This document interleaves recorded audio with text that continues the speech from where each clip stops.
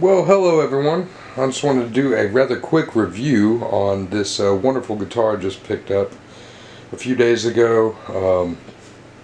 I just got it set up to my liking, and you know, a lot of people were giving Gibson a lot of flack and, you know, pretty much saying, oh, they aren't staying true to their roots of the standard and whatnot, and don't like a lot of the new features they have. But I'm going to give my honest review of this. I've had a little bit of time with it. I've played quite a bit on it since I've had it, so let's go ahead and pop this case open here. Just a beautiful, beautiful finish on this guitar. Let's see if I can adjust here. Just a beautiful, flawless finish.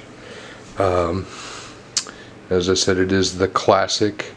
It does have the push-pull pots on it, the coil splitting and phase reverse on it, and the tapping. I'm going to plug it in here in just a moment and give you a little demo.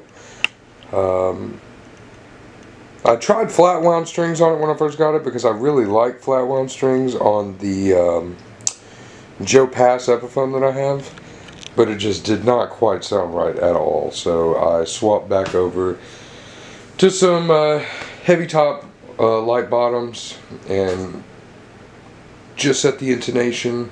Really enjoying playing this guitar. So I'm going to go ahead and plug it in and give you a little demo of it. So I'm going to check out some of these tones that this guitar can produce. You know, there's a lot you can do now with these push-pull pots. Start out on the rhythm pickup with one of my original songs. Just a couple riffs out of that. Thanks, Judas.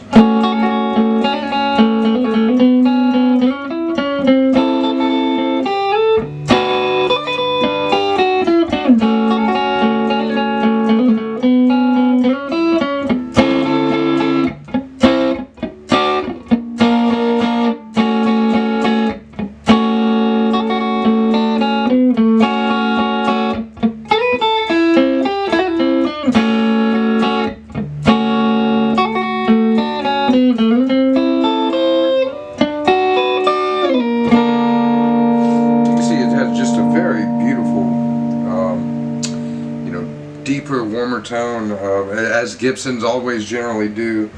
Let's jump into a little heavier sound here. So check out another one of my songs, Nobody Died, Nobody Got Hurt. More just on the bridge pickup here, and dialed back a little bit on tone, but pretty straightforward.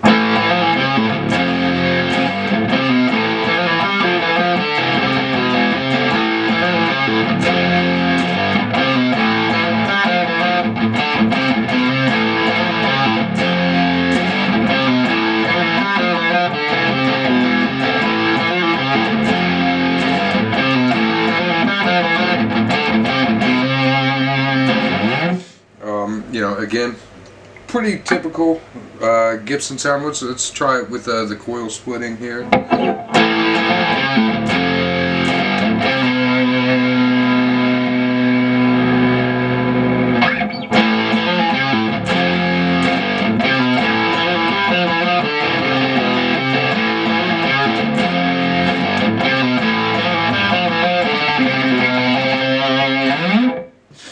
Again, I really enjoyed this tone of this guitar. So let's do we're going to split coils here and go to the neck pickup, and you know, just kind of one of my leady little riffs here.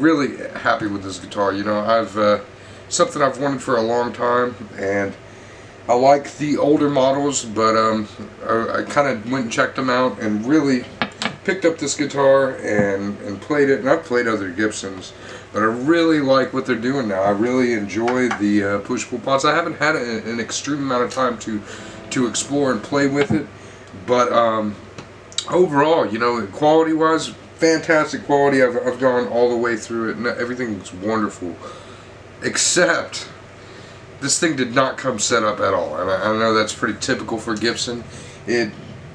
Terrible setup. It was not intonated properly.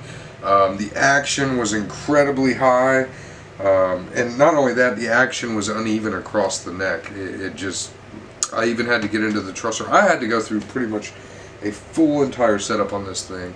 And again, I'm running, you know, heavy bottom, light top strings, and now that it's set up, you know, it's well worth it.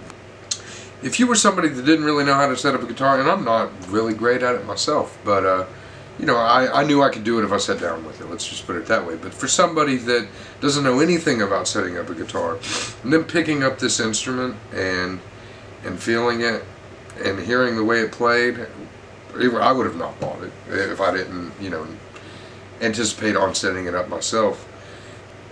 You know, if I was gonna give this guitar a number, like a review number, like let's say out of 10, you know, I'd probably be at about 8.75, just for the setup, and you know, really the price of the guitar for what it is and their manufacturing techniques for today have gotten a lot easier.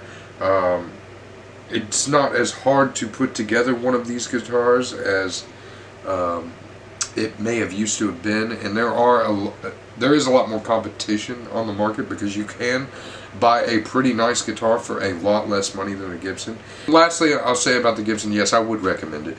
I like the classic. I like the push-pull pots. I feel like there's a lot more variation and tone you can get out of it, and I'm quite satisfied with this guitar. So yeah, I would recommend it if you're going to drop, you know, a couple grand on a legacy kind of guitar. In my opinion, Gibson's the way to go. So on that note, I'll wrap it up with a few more of my riffs.